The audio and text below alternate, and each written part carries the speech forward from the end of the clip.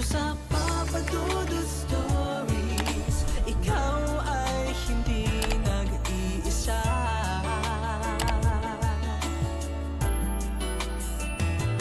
Dito sa Papa Dudut Stories, may nagmamahal sa'yo.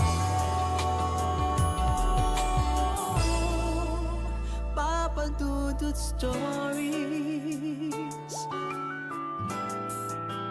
Papa Dudut Stories. Dear Papa Dudut, sa lahat po ng mga nakatutok ngayon, huwag pong kalimutan mag-like, mag-share at mag-subscribe. Maraming salamat po sa inyong lahat.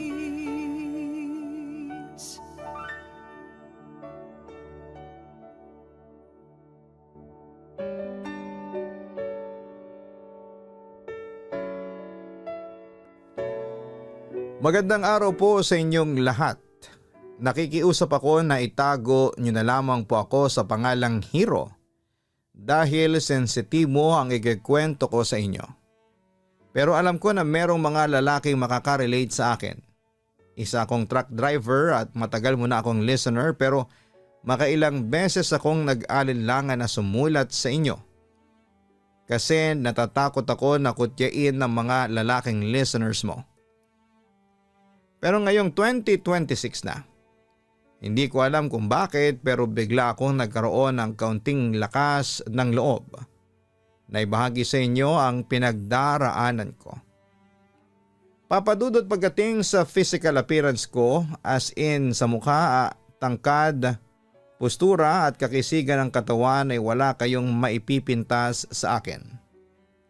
Kapag naguhubad ako ng t-shirt talagang naglilingunan sa akin ang mga tao, lalo na ang mga kababaihan. Noong high school ako ay marami ang nagkaka-crush sa akin. To the extent na ako na ang parang nililigawan. Hindi ko alam kung bakit at tingin ko nga sa sarili ko ay hindi naman super gwapo. Sakto lang pero sabi sa akin ng mga tropa ko ay malakas daw ang sex appeal ko. Lalo na sa mga babae at sa mga bakla. Pero Papa Dudut, hindi ako komportable sa pinapakita nilang paghanga sa akin kasi they expect more at me. At meron akong pagkukulang na hindi alam ng mga tao sa paligid ko. Papa Dudut, ang totoo niyan, insecure ako dahil maliit ang aking manoy. Sa height kong 6'3", naasahan ng lahat na malaki ang aking kargada. Pero ang totoo ay maliit lamang yon. Parang nasa around 4 inches lang kapag buhay. Sorry agad sa mga nakikinig ngayon pero sisikapin kong hindi magtunog bastos ang aking kwento. So dahil maliit nga yung sa akin, hindi lang ako nagkaroon ng insecurities kundi nagkaroon din ako ng takot. Takot na madiskubre ng madla ang aking sekreto. Kaya naman laking pagtataka nila na kahit parang heartthrob ako sa school namin noon ay wala akong nililigawan o pinapansing babae. Kaya nagsuspecha sila na baka bakla ako. Ang sabi ko na lang sa kanila ay hindi ko priority ang love life at focus ako sa pag-aaral. Pero ang hindi nila alam, it is all lie. Ayaw ko lang malaman ng mga babae ang sekreto ko kasi kapag nalaman nila ay siguradong mawawala ang paghanga nila sa akin. At baka mabuli pa ako ng dahil doon. Pero Papa Dudut, hindi ko alam na may plano pala sa akin ang tadhana. Wala pala siyang balak na gawin akong single forever. Fast forward, senior high school lamang ang natapos ko dahil hindi na kinaya ng mga magulang ko na pag-aralin pa ako sa kolehiyo. Kaya sa edad kong 18 noon ay nagtrabaho na lamang ako, isang driver ng truck. Si Papa kaya sa kanya ko natutunang magmaneho ng sasakyan noon. At hindi nga nagtagal ay naging driver din ako ng truck. At naging tagahatid ng mga shipments sa port. Masaya ang buhay ko noon, Papa Dudut. Gigising ako ng maaga, magtatrabaho buong araw, uuwi ng pagod pero puno ng positivity ang buhay ko. Umabot ng 5 taon na ganoon ang routine ko. At wala akong reklamo doon. Actually, wala na rin akong ambisyon noon, basta makasurvive lamang ako sa pang-araw-araw ay ayos na ako doon. Pero binago ng Diyos ang buhay ko nang makilala ko si Allen na noon ay nagtatrabaho bilang isang customs coordinator. Naging madali ang lahat sa amin. Unang araw pa lang naming magkita ay naging close na po kami. Nagsimula ako sa paghatid sundo sa kanya hanggang sa inaaya ko na nga siyang manood ng sine, mag-dinner sa mga kainan at fast foods. Ako rin ang naging tagapayo niya sa buhay since matanda ako sa kanya ng 8 buwan. Bukod sa para akong DJ sa radyo kung magpayo, pagdating sa buhay, makalipas nga ng 1 taong friendship namin ay na-develop ako ng husto sa kanya. Pero natatakot akong sabihin sa kanya ang totoo. Kasi natatakot akong i-reject niya ako. Sinubukan kong pigilan ng emosyon ko kapag kasama ko si Allen. Pero Papa Dudut, dumating ang panahon na hindi ko na maitago ang aking totoong nararamdaman. Inamin ko sa kanya na mahal ko siya at nasurpresa naman ako dahil ganon din pala ang nararamdaman niya sa akin. Fast forward, naging kami ni Allen pero habang boyfriend-girlfriend kami. Walang sex na nangyari sa amin dahil takot akong malaman niya na isa akong jutes, hindi pinagpala pagdating sa kadakilaan. Kapag tinatanong naman niya sa akin kung bakit ayaw ko, palagi kong sinasabi sa kanya na hindi sa ayaw ko pero malaki ang respeto ko sa kanya. At naniniwala ko sa prinsipyong kasal muna bago sex. Ang hindi ko alam, mas humanga pala sa akin si Allen nang sabihin ko yon sa kanya. Kaya makalipas ang 1 taon simula nang naging kami ay nagpakasal na kami sa huwes. Simula noon Papa Dudut ay naging makulay ang mundo ko. Bawat araw ay puno ng ligaya at pag-asa dahil may isang ngiti na naghihintay sa akin. Ang asawa ko, ang pahinga ko. Sa simpleng hapunan, sa tawanan, sa malit naming bahay ay ramdam kong sapat ako at buo ang mundo ko. Hindi po ako mayaman pero may kapayapaan. Tuwing biyahe ko, iniisip ko ang uuwian ko. Iniisip ko kung anong ulam ang lulutuin niya, kung anong kwento ang ibabahagi niya. Sa bawat kilometro ng kalsada, dala ko ang pagmamahal na akala ko ipanghabang buhay na. Minsan habang nagmamaneho ako, bigla akong mapapangiti sa alaala ng unang pagkikita namin. Kung paano niya tinanggap ang pagiging simpleng ako. Kung paano niya sinabing sapat na raw ako. Wala akong ibang hiniling kundi ang manatili kaming ganito, tahimik pero masaya. Sa umpisa ng pagsasama namin ay puno ng lambing at pangunawa. Tinanggap niya ang kakulangan ko ng buong puso. Pero Papa Dudut, kahit may kakulangan ay napupuna ng pag-uusap at pagyakap. Akala ko yun ang sukatan ng tunay na relasyon. Akala ko ay sapat na ang pagmamahal para manatili ang isang tao sa piling mo. Pero unti-unting may nagbago. Hindi agad, hindi biglaan. May mga gabing tahimik siya. May mga araw na parang may iniisip. Akala ko ay pagod lang. Akala ko ay normal lang sa mag-asawa. Hindi ko iniisip na may binubuong distansya sa pagitan naming dalawa. Hanggang isang gabi naupo siya sa harapan ko. Tahimik lang pero mabigat. Doon niya sinabi ang mga salitang hindi ko kailanman inakalang maririnig ko mula sa taong mahal ko. Hindi raw siya masaya. May kulang daw sa amin at gusto na raw niyang umalis sa pagsasama namin. Sa una iniisip kong emosyon, oras o atensyon. Handa naman ako magbago. Pero nang banggitin niya ang dahilan ay parang binuhusan ako ng malamig na tubig. Iiwan daw niya ako dahil sa sobrang liit ng aking manoy. Doon ko naramdaman ng tunay na pagkabasag. Hindi ako makapagsalita. Hindi ko alam kung galit ba hiya o sakit ang una kong naramdaman. Pakiramdam ko ay biglang lumiit ang pagkatao ko. Parang lahat ng pagiging sapat ko noon ay nabura sa isang iglap dahil sa bagay na hindi ko naman pinili. Mas masakit dahil masaya kami sa umpisa. Hindi ko binago ang sarili ko.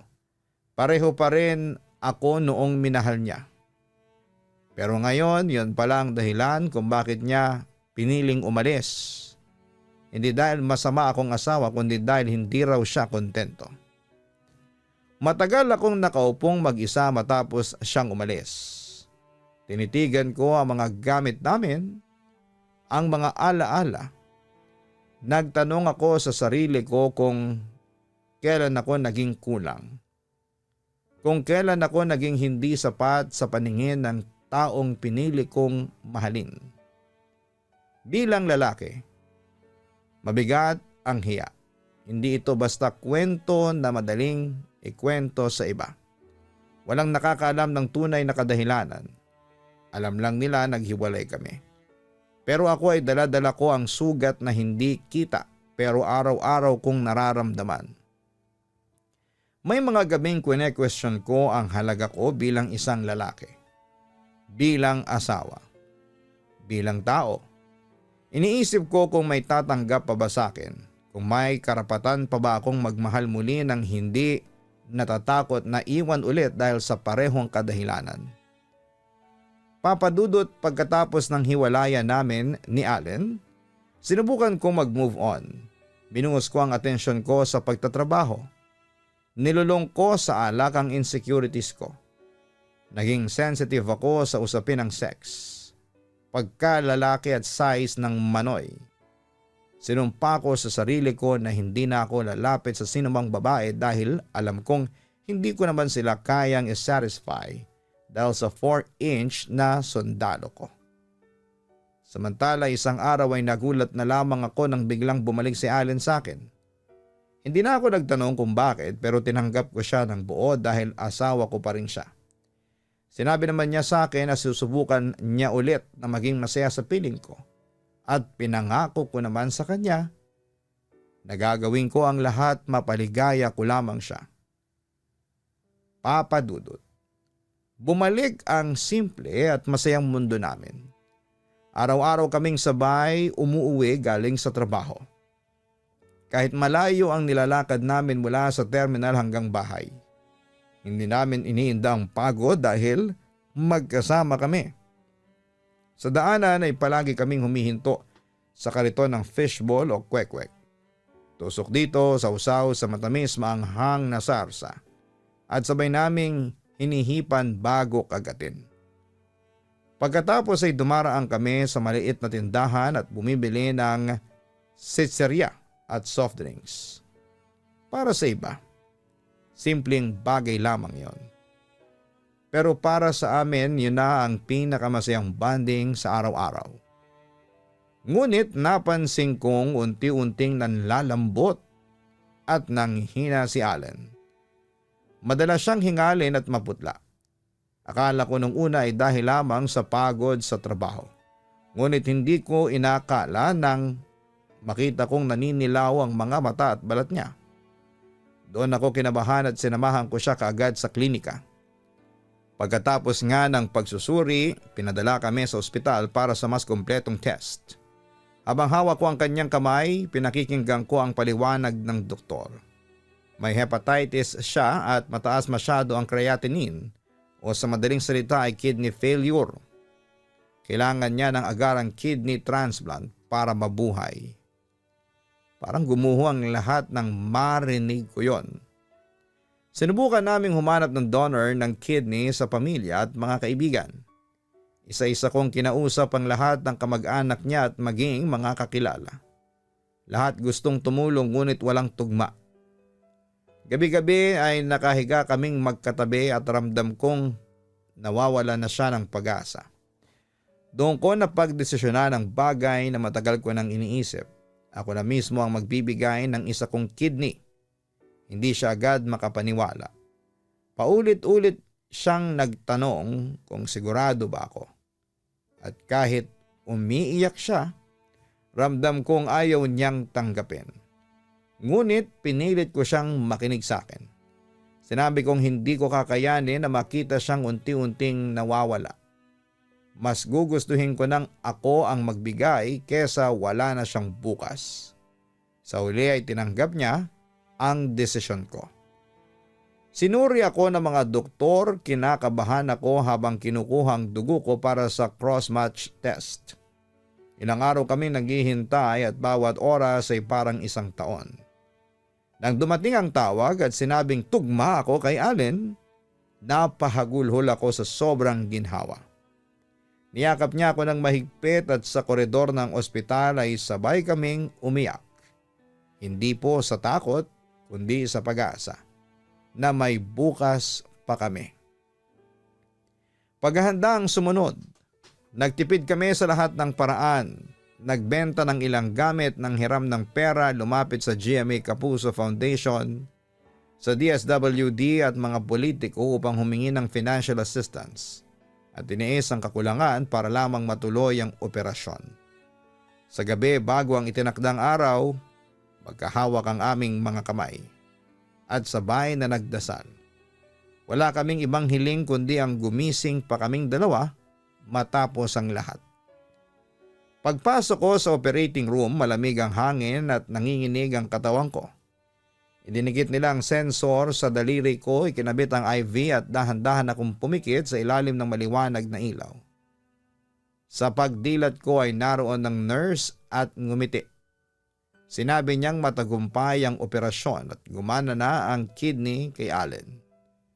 Doon ako napaiyak sa sobrang ginhawa at pasasalamat. Nang makita ko si Allen pagkatapos ng operasyon, nakahiga pa rin siya ngunit may ngiti na sa labi. Mahina siyang nagsalita pero malinaw ang mga salitang salamat hero.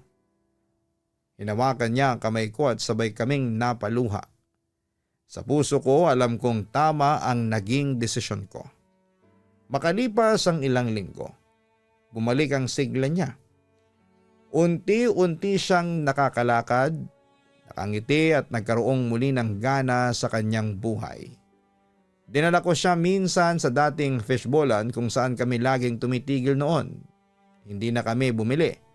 Nakatayo lamang kami at nakangiti sa isa't isa. Ramdam na ramdam namin ang bigat ng pinagdaanan at ang gaan ng bagong pag-asa. Papadudot sa pamamagitan ng pagdodonate ko ng kidney, akala ko ay hindi na ako iiwanan ng asawa ko. Pinakita at pinaramdam ko naman sa kanya na mahal ko siya at handa kong ibigay ang buhay ko. Mabuhay lamang siya. At kahit na jutes ako, kahit na maliit ang manoy ko ay responsableng asawa naman ako. Ni minsan ay hindi ako nagkulang sa mga pangangailangan. Mula sa maintenance meds, sa luho, sa pagkain, pati sa pagpapaparlor at pagpunta sa spa. Hinayaan kong maranasan ni Allen ang isang magaan na buhay. Doon akala ko ay talagang sapat na ang lahat ng efforts ko para mahalin niya ako ng buo. Pero papadudot, mukhang nagkamali yata ako. Nagsimula ang lahat ng mag-iba ang schedule namin sa trabaho. Siya sa umaga, ako naman ay sa gabi. Kahit na hindi nagtutugma ang schedule namin ay pinilit kong gampanan ng pagiging ulirang asawa. Dumating pa sa punto na pati ang pagpupulbo sa likod niya at pagsusuot ng medyas, ako ang gumagawa bago siya pumasok. Lahat ay nakaayos na kahit ako'y puyat galing sa trabaho. Tuwing Biyernes ng hapon ay nakaugalian na niyang gumimik kasama ang mga ka-work niya. Isang beses Sabado ng hapon ay hindi pa rin siya umuwi. Siguro ay nakalimutan niya na off ko noon. Bigla na lang may nag-send sa akin ng larawan na kayakap siya sa lalaki niyang katrabaho. Magkaakbay sila sa kama. Ang nag-send ng larawan ay kaibigan kong ka-work din niya. Ang sakla pa. Yung lalaking nakakbay kay Allen nakasuot lang ng brief at bakat na bakat ang malaking kargada nito. Nanlumo ako nang makita ko yon at parang kasing pinamumuka sa akin ni Allen na parang gusto niya akong ikumpara sa lalaking yon. Dito na nga ako naiyak sa galit. Siyempre kinumpronta ko si Allen. Doon ko siya napagbuhatan ng kamay. Papadudot kahit kailan ay hindi ko siya sinaktan. Kahit nung iniwan niya ako nung unang pagkakataon. Pero itong pagtataksil na ginawa niya ay parang hindi ko na kayang kimkimin. Buti na lang at bumalik din ang konsensya ko at hindi ko napatay ang asawa ko. Sa kabilang banda ay hindi naman inamin ni Allen na nagtaksil siya sa akin at marami daw tao doon sa kwartong yon. At yung nakahubad niyang coworker ay nakahubad lang dahil sa ginawa nilang laro na kung tawagin ay truth or dare. Basta yan ang paliwanag ni Allen sa akin at dahil sa pagmamahal ko sa kanya ay sinubukan ko pa rin siyang patawarin. Doon nagsimula ang depression ko. Sa trabaho ay tulala ako at nakikita ng mga kapwa ko drivers na umiiyak na ako noon. Makalipas nga ang ilang panahon ay pumunta ang biyanang kong lalaki at sinundo si Allen. Tapos umuwi silang mag-ama sa probinsya nila. Kumontak ang asawa ko at nagsabing may lagnat siya. Baka raw pwede akong umuwi. Dinala siya sa ospital at na-confine ng 2 linggo. Doon pa ako nanakawan. Lahat ng gamit ko ay natangay pati 10,000 na sana'y para sa gamutan niya. Bumalik ako sa ospital dahil hindi natigil ang lagnat niya at ang sugat sa paa ay kailangang operahan. Na-diagnose siya na may diabetes at sakit sa puso. At ngayon ay nagda-dialysis na. 3 buwan kaming nagpalipat-lipat sa ospital at ako lang ang nag-asikaso. Doon ay muling na-trigger ang depression ko.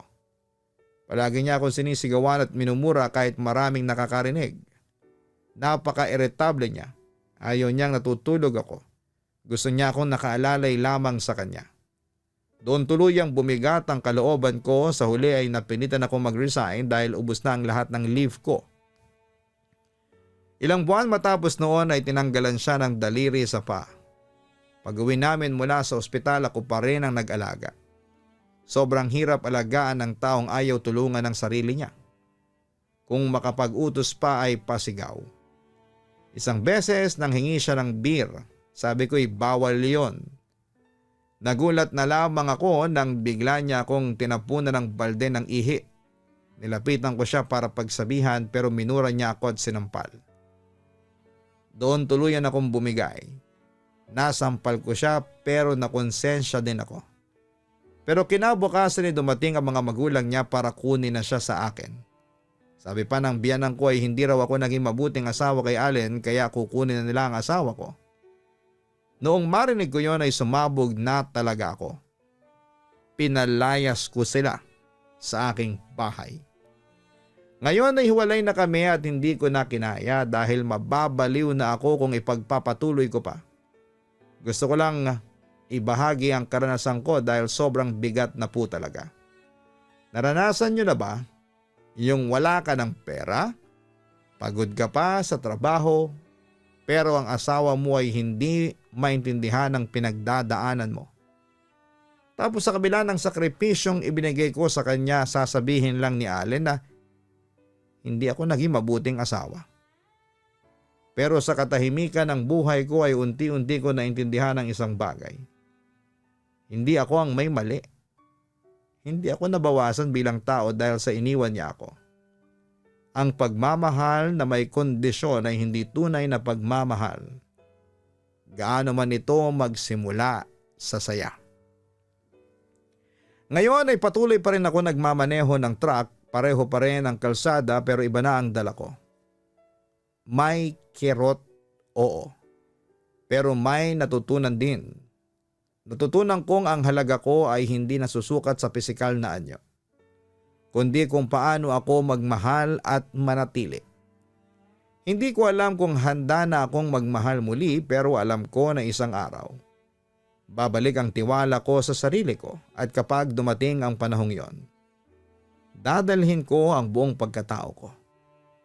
Walang hiya, walang takot at walang paghingi ng tawad sa kung sino ako.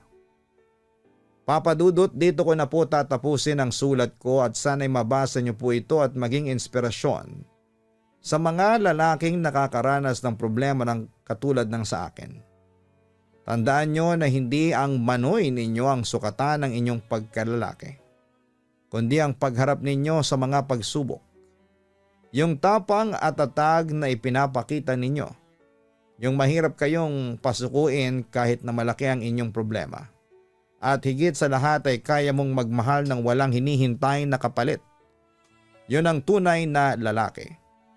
Muli maraming salamat po at magandang araw sa inyong lahat. Lubos na gumagalang, Hero. Maraming salamat Hero sa lakas ng loob na ibahagi sa amin ang totoong kwento ng buhay. Tama ka sa sinabi mo na hindi ang iyong junior ang kaysa isang sukatan ng pagiging isang tunay na lalaki. Ang tunay na lalaki ay matapang, matatag at matulungin. Masikap, madiskarte, tapat sa asawa o karelasyon. Gentleman at higit sa lahat ay hindi umaabuso sa kanyang pagkalalaki. Ang isang tunay na lalaki din ay alam ang salitang katarungan, pagpapakumbaba, at alam kung ano ang laban ang kanyang haharapin. May mga lalaki na guwapo, makisig, malaki ang kargada, pero walang sense ng responsibilidad lalo na sa pamilya. Tapos babaero pa at sakit ng ulo. Kaya naman sa mga kalalakihang hindi masyadong nabiyayaan ng kadakilaan ay huwag kayong mawala ng pag-asa at sa halip ay magpakatao kayo at maging huwaran sa lipunan.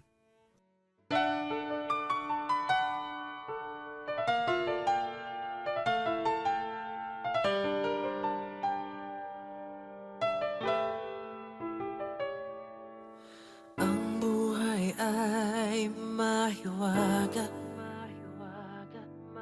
laging may lungkot at saya. Sa Papa Dudut Stories, laging may karamay ka.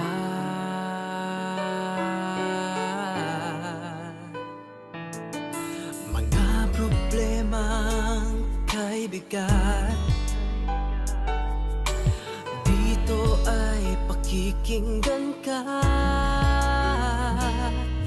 Sa Papa Dudut Stories, kami ay iyong kasama. Dito sa Papa Dudut Stories, ikaw ay hindi nag-iisa.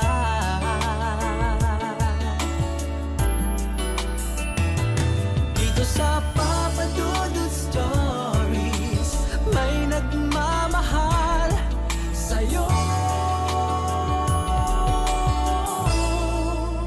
Papa Dudut Stories, Papa Dudut Stories, Papa Dudut Stories.